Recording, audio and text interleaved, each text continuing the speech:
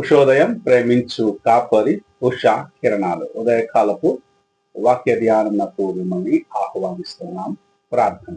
మహాపరిశుద్ధుడైన తండ్రి, కృపగలేసయ్య, మమ్మల్ని ప్రేమించి ఈ దినమును ఇలాగ నీవు కృపచేత అనుగ్రహించినందుకు వందనాలు చెల్లించుకుంటున్నాం.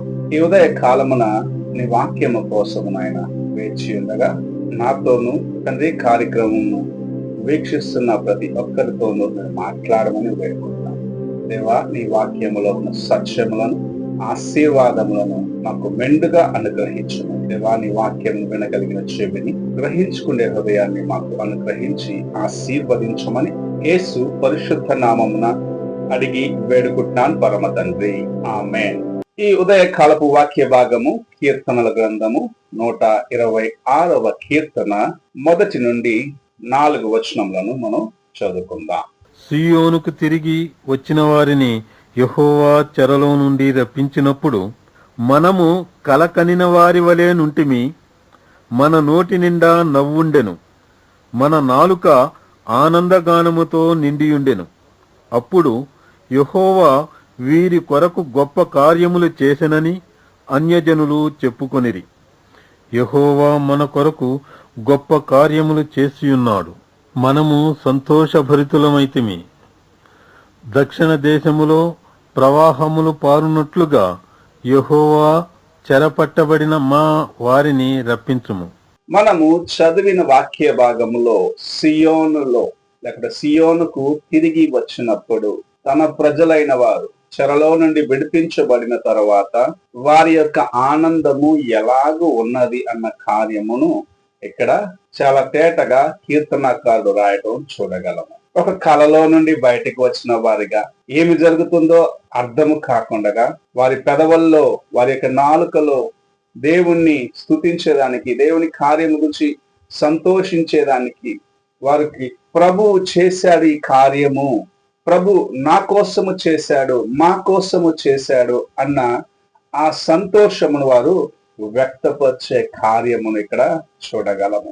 మన జీవితములో ప్రభువు నిన్ను నన్ను కూడా ప్రతి ఒక్కరిని పాపము అనే చెరలో నుండి, పాపపు బంధకములో నుండి విడిపించేదానికి ఈ లోకమునకు వచ్చి తన్ను తాను అప్పగించుకొని నీ కోసము నా కోసము క్రయధన బలిగా అర్పించబడ్డవాడిగా ఆయన యొక్క రక్తము కార్చబడిన దాన్ని బట్టి, ఆయన సిలువలో చేసిన ఆ గొప్ప యాగమును బట్టి సమస్త మానవులకు విమోచన కలిగినది అని గ్రహించుకుంటూ ఆయన నిన్ను నన్ను ప్రేమించి ఆ పాపపు బంధకములో నుండి, చెరలో నుండి బయటకు తీసినాడు అన్న కార్యము జ్ఞాపకం చేసుకుంటూ సంతోషించడానికి ప్రభు మనకు ఈ తరుణమును ఈ దినమున అనుగ్రహిస్తూ ఉన్నారు. అనేకులు ఇంకను ఆ బంధకములోనే ఉంటున్నారు. చెరలో ఉన్నవారు విడిపించబడలేకుండా ఉండేదానికి కారణము తమ జీవితంలో తాము కలిగి ఉన్న బలహీనత. వారు దేవునికి వారికి మధ్యలో అనేకమైన ఆటంకములు, అనగా దేవునికి లోబడకుండగా ఆయన కార్యములను నిర్లక్ష్యపరుస్తూ దేవుని యొక్క మాట చెవిని పెట్టుకోకుండా తమ ఇష్టానుసారముగా జీవించిన దాన్ని బట్టి దేవుని యొక్క కృపకు దూరముగా ఉండటం మనం చూస్తూ ఉన్నాం. ఈ ఉదయ కాలమున ప్రభు నిన్ను చెరలో నుండి విడిపించేదానికి ఆయన ఒక గొప్ప యాగమును చేటకై ఈ లోకమునకు వచ్చి నిన్ను బంధకములో నుండి విడిపించారు. అనగా పాపపు బంధకములో నుండి విడిపించి నీకు రక్షణ అనే గొప్ప కృపనిచ్చి పరమ కానాన్, పరమ సియోనుకు నిన్ను తీసుకొని వెళ్ళేదానికి ఈ ఉదయకాల సమయంలో ఆయన ఆహ్వానిస్తూ ఉన్నాడు. ఒక పాట ఉన్నది కదా, సియోను పాటలు సంతోషముగా పాడుచు సియోనుకు వెళ్ళుదుము. ఎవరైతే రక్షించబడతారో, ఎవరైతే దేవుని యొక్క కృపను అనుభవిస్తారో, ఎవరైతే తమ జీవితంలో మారు మనసు అనుభవం చేత పాపపు బంధకముల నుండి విడిపించబడతారో వారు తమ యొక్క హృదయములో కలిగి ఉన్న ఆనందము చెప్పసఖ్యము కానిది. ఆ ఆనందము వారిని సియోనుకు నడిపిస్తున్నది.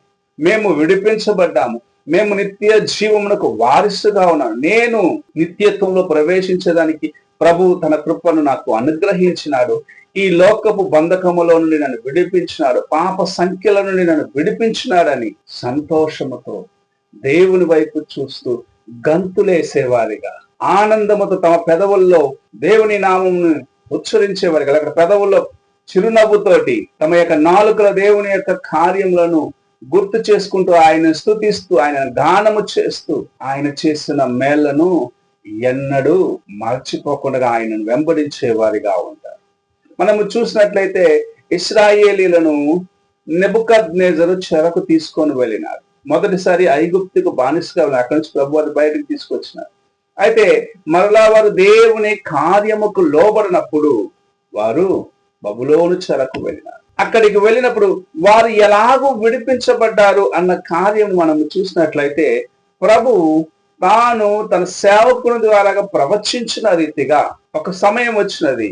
తన సేవకుడైన కోరేషును ఆయన ప్రేరేపించిన దాన్ని బట్టి, ఎవరైతే బంధకంలో ఇక్కడికి వచ్చినారో, ఎవరైతే ఇక్కడ బంధకంలో ఉన్నారో తిరిగి మీ దేశంలోకి వెళ్ళండి అని ఆజ్ఞ ప్రకటించినారు. నీవు కూడా అలాగనే బంధకంలో ఉన్నప్పుడు మన ప్రభు అయిన యేసుక్రీస్తు నీ కోసం నేను రక్షణ సిద్ధపరిచినాను, నమ్మి విశ్వాసము చేత బాప్తిస్మం పొంది ఈ బంధకములను విడుదల పొందిన వ్యక్తిగా, నూతనమైన జీవితంను పొందిన వ్యక్తిగా, సియోనులోకి ప్రవేశించడానికి దేవుని యొక్క కృపను పొందిన వ్యక్తిగా నీవు ఉండుమని నాకు ఒక గొప్ప కృపను అనుగ్రహించినారు. ఆ ప్రేమను, ఆ కృపను గుర్తిస్తున్నావా? ఆయన నిన్ను ప్రేమించిన ఆ కార్యమును గుర్తించగలుగుతున్నావా? ఆయన ప్రేమను అనుభవిస్తున్నావా? ఆయన నిన్ను విడిపించడానికి చేసిన యాగమును గుర్తిస్తున్నావా? ఈ దినములలో ప్రభు శిలువ యాగమును గురించి ధ్యానిస్తూ ఉన్నాం. అయితే ఆయన చేసిన యాగము నీ హృదయములో నివసిస్తుందా? ఆయన ఇచ్చిన విడుదల నీలో ఉన్నదా అని నిన్ను పరీక్షించుకునే సమయం ఇది. ఈ ఉదయ కాలమున ప్రభు మనతో మాట్లాడుచున్నారు. ఆయన మనల్ని చెరలో నుండి విడిపించి సియోనుకు చేర్చేదానికి మార్గమును సిద్ధపరచు. అది నీవు ఊహించని ఒక కార్యము, నీకు ఒక కళ లాంటి కార్యము అయినను నీవు ఎదురు చూడని సమయంలో ప్రభు ఆ కార్యం నీకు చేసినాడు కదా. ఇప్పుడు నీవు ఆయన రాజ్యంలో చేరేదానికి ఎలాగూ ప్రయాసపడుతున్నావు? నిన్ను నీవు ప్రశ్నించుకుంటూ, పరీక్షించుకుంటూ ఉదయకాల సమయంలో దేవునితో ఎలాగున్నావో సరి చేసుకో. ప్రార్థన చేసుకుందాం. మమ్మల్ని మిక్కిలిగా ప్రేమిస్తున్న పరలోకపు తండ్రి, ఈ ఉదయకాల సమయమున మీ కృపను నాయన మేము జ్ఞాపకం చేసుకుంటాం. మేము ఈ లోకములో బంధకములతో, పాపపు సంఖ్యలతో దేవా మరణము వైపు వెళ్తుంటే మమ్మల్ని విడిపించి దేవా నిత్య రాజ్యమైన నీ సియోనుకు చేర్చేదానికి నిన్ను నీవు బలిగా అర్పించుకున్నావు తండ్రి. ఆ కార్యం మేము జ్ఞాపకం చేసుకుంటున్నాం తండ్రి. నిన్ను నాయన స్తుతించేవారు, మమ్మల్ని విడుదల చేసేదానికి నీవు బలిగా అర్పించబడ్డావు. అయితే మాకు విడుదలనిచ్చినావు. అది మేము ఊహించని ఒక కార్యం, మేము ఎదురు చూడని ఒక కార్యమని దేవా ఎత్తనకాడు ఎలాగైతే చెప్తున్నాడు అలాగూ నాయన మీరు మా కోసం చేసి ఉన్నారు. మేము నాయన అంతం వరకు నమ్మకముగా నీతో నడిచే కృపను దయచేయమని, సియోను చేరి నిన్ను స్తుతించేదానికి మాకు సహాయం చేయమని యేసు పరిశుద్ధ నామమున అడిగి వేడుకుంటున్నాను పరమ తండ్రి, ఆమేన్. తండ్రి అయిన దేవుని ప్రేమ, కుమారుడైన క్రీస్తు కృప, ఆదరణకర్తైన పరిశుద్ధాత్మిక సహవాసం ఇప్పుడు ఎల్లప్పుడూ తోడై ఉండి సదాకాలము నడిపించును గాక. ఆమేన్.